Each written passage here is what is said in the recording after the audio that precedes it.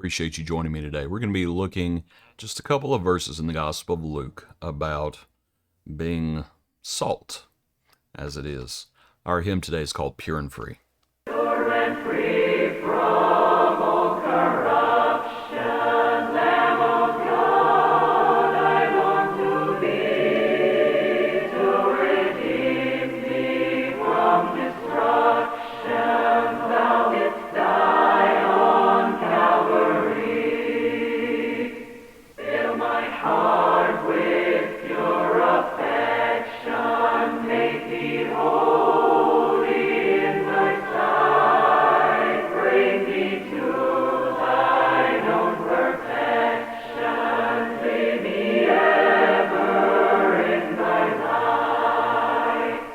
Come thou, author of salvation, through thy blood, oh make me free, fix me firm on safe foundation, in thy love now perfect me. As I said, we're in Luke 14, verse 34, just one of the salt passages. Salt is good, but if the salt has lost its flavor, how shall it be seasoned? It is neither fit for the land nor for the dunghill, but men throw it out. He who has ears to hear, let him hear. Salt in ancient days had a number of different uses, and it still has a number of different uses. Used obviously for flavoring, which is something this passage is referencing to. It's also an antiseptic. You might think about gargling with salt water. Things along those lines has antiseptic properties. And it was used other ways as well. But it's pretty obvious from this passage what it's speaking about. And let's just make this point. Bland is bad. Nobody likes bland food. You know, when it really comes down to it, that's why people don't like hospital food. Nobody likes bland food. Now, some people like sweet things. Some people like spicy things. Some people like sour things. But nobody just wakes up in the morning and says, man, I really wish I could have something bland today. Well, it's the same way with us. And that we need to be cold or hot. That passage in Revelation usually needs more explanation than what people usually give for it. And that's not the purpose of this study. Lukewarm's bad. Bland is bad. And so every sacrifice was seasoned with salt. Salt is good. But if the salt has lost its flavor, how shall it be seasoned? How do you make salt more salty? Like, no, you just throw it out. It's not good for anything.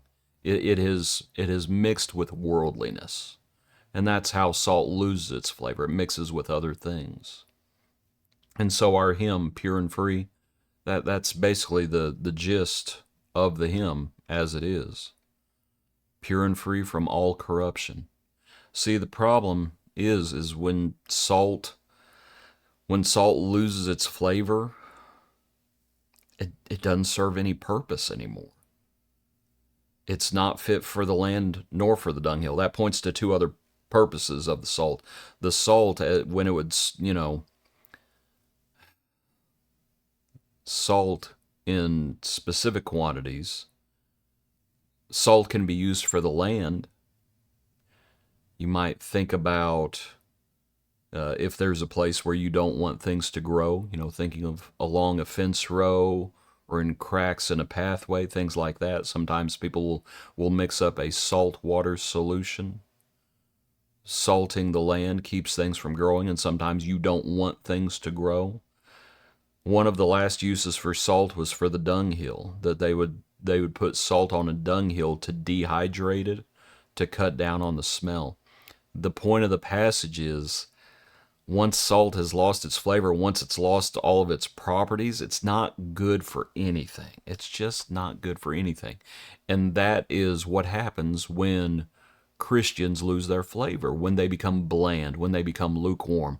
It's like, how much good is a lukewarm Christian to the church? They're not really any good, are they? And even when you think about it, and I don't think this is the point of the passage. How good is a lukewarm Christian to the world? None, because then it's just hypocrisy. They're just not good for anything.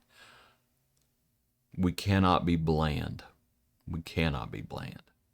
And so, as the Lord said, salt is good, but if the salt has lost its flavor, how shall it be seasoned? It is neither fit nor for the land nor for the dunghill, but men throw it out. He who has ears to hear, let him hear. So we need to commit ourselves. And this is within us, we'll also say. You can't go around,